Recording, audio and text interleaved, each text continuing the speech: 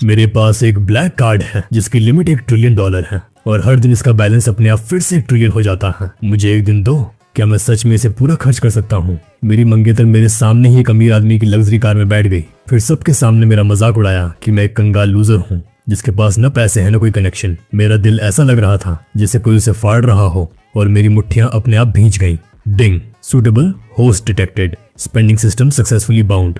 Congratulations host, आपको एक gold digger black card मिला है। इस कार्ड का बैलेंस हर दिन $1 ट्रिलियन पर रीसेट हो जाता है। हर 100 मिलियन खर्च करने पर आपको एक स्पेंडिंग पॉइंट मिलेगा। स्पेंडिंग पॉइंट्स को सिस्टम के अलग अलग आइटम्स के लिए एक्सचेंज किया जा सकता है। जैसे ही सिस्टम ने बोलना खत्म किया, मेरे हाथ में एक चमकता हुआ ब्लैक कार्ड आ गया। एक दिन में $1 ट्रिलियन, अपने हाथ में कार्ड को देखते हुए मैं चौंक गया। दुनिया का सबसे अमीर आदमी आखिर कितना पैसा रखता है? वो भी कभी ये नहीं कहेगा कि वो एक दिन में $1 ट्रिलियन खर्च कर सकता है, लेकिन अब मैं कर सकता था। क्या इसका मतलब मैं दुनिया के सबसे अमीर आदमी से भी ज्यादा पागल था? जैसे ही मैंने ऐसा सोचा, मेरे शरीर का हर सेल एक्साइटमेंट से भर गया। उसी वक्त मैंने फिर से सिर उठाया, अपनी घमंडी हंसती हुई मंगेतर को देखा और मैं भी मुस्कुरा दिया। अब कोई लगाव नहीं, अब कोई रोक नहीं। अगर तुम मुझे धोखा देने वाली हो तो मैं तुम्हारी सबसे अच्छी दोस्त के पास जाऊंगा। हाथ में ब्लैक कार्ड पकड़े हुए मैं पास खड़ी एक छोटी कद की लड़की की तरफ चला जो पूरा सीन देख रही थी। उसका नाम वांग जियाओ था। वो लियू रुयान की बेस्ट फ्रेंड थी और कैंपस की 5 सुंदरियों में से एक। मैं उसके सामने पहुंचता उससे पहले ही मैंने उसे WeChat पर $1 लाख भेज दिए और साथ में एक मैसेज लिखा, मुझे पता है तुम्हारा छोटा भाई अस्पताल में है, मैं $1 लाख के मेडिकल बिल्स कवर कर दूंगा।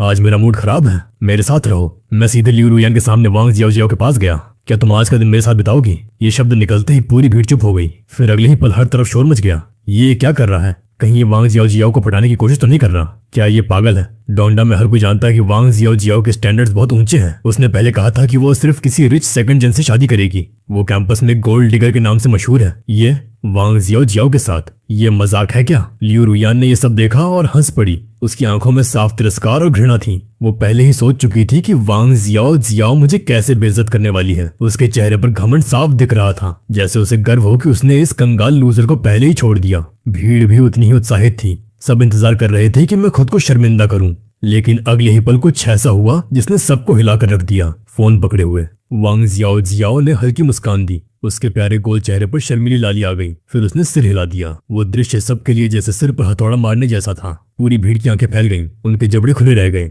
और वो हैरानी से देखते रह गए। ऐसा नहीं हो सकता, मेरी आंखें जरूर धोखा दे रही हैं। उसने हाँ कह दिया। वो सच में उसके साथ जाने को तैयार हो गई। लियू रुयान भी जड़ हो गई थी। उसके चेहरे पर साफ शौक था। वांग जियाओ उसकी बेस्ट फ्रेंड थी और कैंपस की सबसे बदनाम गोल्ड डिगर्स में से एक थी। और अब वही गोल्ड डिगर उसके एक्स के साथ जाने के लिए तैयार हो गई थी। ये उसके चेहरे पर जोरदार तमाचे जैसा था, जिससे उसका चेहरा लाल हो गया और वो गुस्से से भर गई। वांग जियाओ। लियू रुयान ने गुस्से भरी नजर के साथ उसका नाम पुकारा, लेकिन जैसे ही उसने आवाज लगाई उसे एहसास हुआ कि वांग जियाओ पहले ही मेरे साथ जा चुकी थी। उसे लियू रुयान की बिल्कुल परवाह नहीं थी। लियू रुयान के चेहरे पर आई बदसूरती को देखकर चू काई आगे बढ़ा और उसे दिलासा देने की कोशिश की। यान 2 कंगाल लोगों पर गुस्सा करके अपना समय क्यों बर्बाद करना? उनसे बहस करना सिर्फ हमारे स्टेटस को गिराता है, चू काई ने घमंडी और अहंकारी अंदाज में कहा। हमारी पीठ को देखते हुए उसकी आंखों में साफ तिरस्कार था। उसकी बातों से लियू रुयान को थोड़ा बेहतर महसूस हुआ। ऐसे आदमी के साथ रहकर वांग जियाओ को अंधा ही होना चाहिए। इस जिंदगी में वो बस एक आम हाउसवाइफ बनकर रह जाएगी। ये सोचते ही लियू रुयान के होठों पर ठंडी हंसी आ गई। ठीक है बेबी, गुस्सा मत हो, तुम्हारा आदमी तुम्हें ज्वेलरी शॉपिंग पर ले जा रहा है, चलो चंडा प्लाजा चलते हैं। ये कहते हुए चू काई ने लियू रुयान की कमर में हाथ डाला और उसके साथ वापस कार में बैठ गया। दूसरी तरफ $1 लाख लेने के बाद वांग जियाओ थोड़ी असहज लग रही थी। उसने मेरी तरफ देखा तो हम कहाँ जा रहे हैं? हम कहाँ जा रहे थे?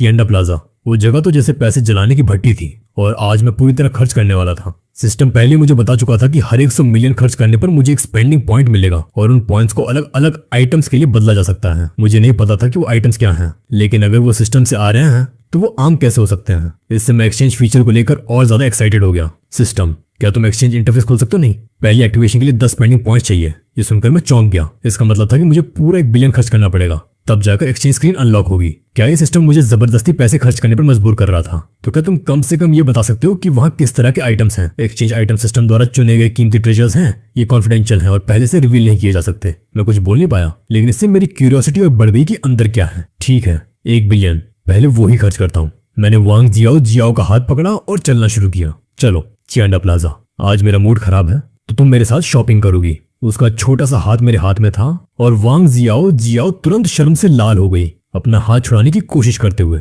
सच कहूं तो उसके मन में मेरे लिए बस एक एवरेज इंप्रेशन था। उसके मन में मेरे लिए कोई खास फीलिंग्स नहीं थी। वो सिर्फ इसलिए मेरे साथ आई थी क्योंकि मैंने उसे 1 लाख युआन दिए थे। उसके छोटे भाई को ल्यूकेमिया था। शुरुआती इलाज में ही उनके परिवार की सारी बचत खत्म हो चुकी थी और आगे का इलाज बहुत महंगा होने वाला था। इसलिए वो किसी रिच सेकंड जेन को ढूंढना चाहती थी, लेकिन मेरा यूं कैजुअली 1 लाख युआन दे देना उसे हिला गया था। हम दोनों एक कैब में बैठे और सीधे चियांडा प्लाजा पहुंचे। फिर वांगशेंग पवेलियन नाम के एक रेस्टोरेंट में चले गए। वांगशेंग पवेलियन के बाहर खड़ी होकर वांग जियाओ ने मुझे हैरानी से देखा। उसे लगा था कि हम बस कहीं कैजुअल जगह पर खाना खाने जा रहे हैं, शायद किसी छोटे से डाइनर में। उसने कभी नहीं सोचा था कि मैं उसे वांगशेंग पवेलियन लेकर आऊंगा। उसके चेहरे पर इंस्टिंक्टिवली शॉक दिख गया। तुम्हें पता होना चाहिए, वांगशेंग पवेलियन में एक नॉर्मल मील भी आसानी से 1000 युआन से ऊपर का होता है। ये बिल्कुल भी वो जगह नहीं थी जिसे हमारे जैसे स्टूडेंट्स अफोर्ड कर सके। फिर भी आदमी उसे यहाँ ले आया था। शुरुआती शौक के बाद उसने मुझे और ज्यादा नीचे समझना शुरू कर दिया। उसे लगा कि मैं बस उसे इम्प्रेस करने के लिए अमीर बनने का दिखावा कर रहा हूँ। अगर मेरे पास इतना पैसा होता भी तो वो मेरे पेरेंट्स की लाइफ सेविंग्स ही होती।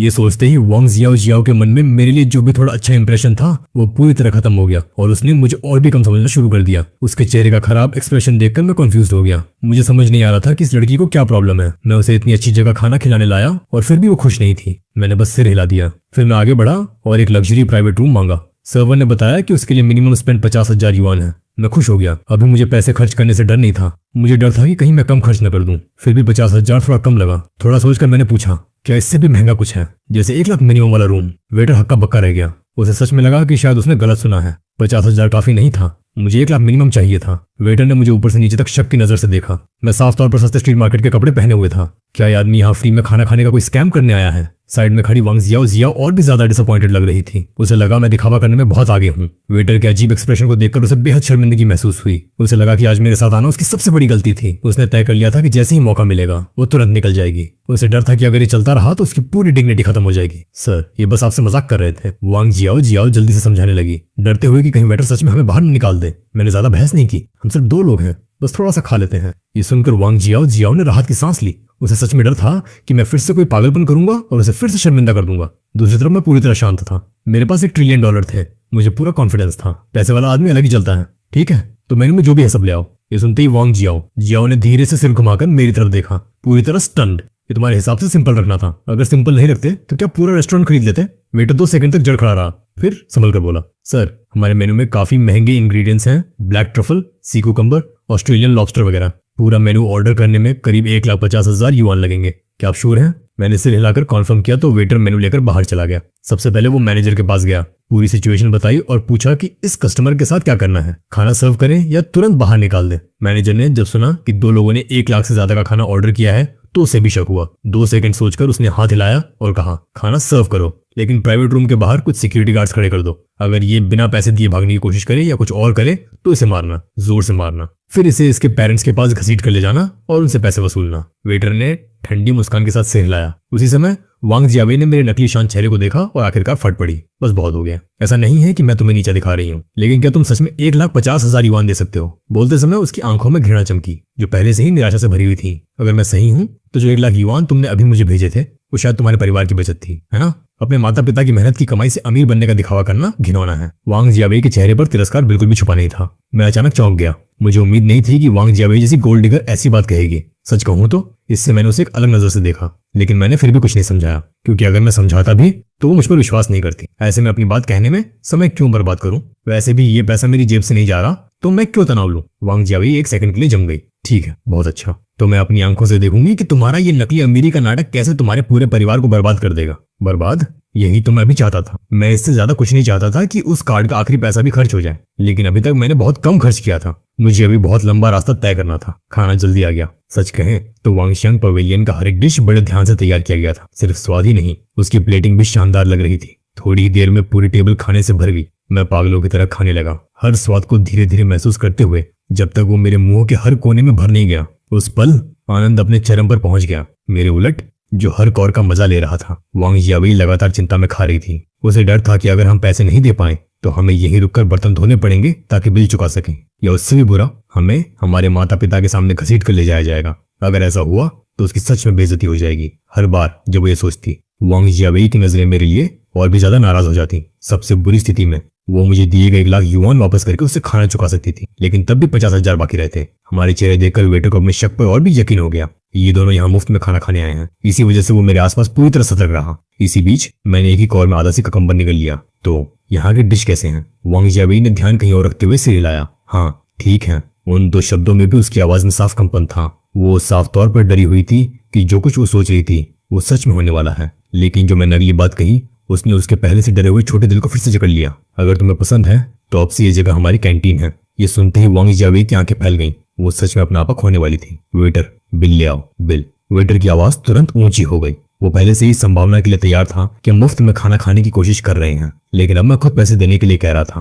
वो पूरी तरह स्तब्ध रह गया। ये तो उसके सोचे हुए स्क्रिप्ट जैसा बिल्कुल नहीं था। क्या मुझे शिकायत नहीं करनी थी कि खाना खराब है या सर्विस खराब है, या कहना था कि खाने में बाल या स्टील वूल है ताकि मैं पैसे देने से बच सकूं? मैं इतने आराम से बिल ले आओ कैसे कह रहा था? एक मिनट, मैं क्या सोच रहा था? वो पैसे देना चाहता है। वेटर होश में आया और जल्दी से वो बिल लेकर आया जो उसने पहले ही प्रिंट कर रखा था। उसके चेहरे का तिरस्कार उसी पल गायब हो गया और उसकी जगह खुशामदी मुस्कान आ गई। सर, आपका कुल बिल 1,69,000 युआन है। हमने आपके लिए बाकी रकम माफ कर दी है। ठीक है, इसे स्वाइप करो। मैंने ब्लैक कार्ड निकाल लिया। पेमेंट होने के बाद भी वांग जियाबेई को यकीन नहीं हुआ। उसे विश्वास नहीं हो रहा था कि मैंने सच में एक ही खाने पर 1,60,000 युआन खर्च कर दिए। उसने खुद को जोर से चुटकी काटी और जब उसे अपने हाथ में दर्द महसूस हुआ तभी उसे समझ आया कि सपना नहीं है। उसने सच में 1,60,000 युआन का खाना खाया था। जैसे ही ये ख्याल वांग जियाबेई के दिमाग में आया उसका पूरा दिमाग खाली हो गया, क्योंकि उसे अचानक एहसास हुआ कि वो पूरे समय इतनी चिंता में थी कि उसे खाने का स्वाद तक महसूस नहीं हुआ। 1,60,000 युआन का खाना। सिर्फ इस संख्या के बारे में सोचकर ही उसका मन किया कि वो खुद को थप्पड़ मार ले। उसी समय मैंने हल्की सी शांत मुस्कान दी। जाओ, अपने बॉस को बुलाओ, मुझे उससे इस जगह को खरीदने के बारे में बात करनी है।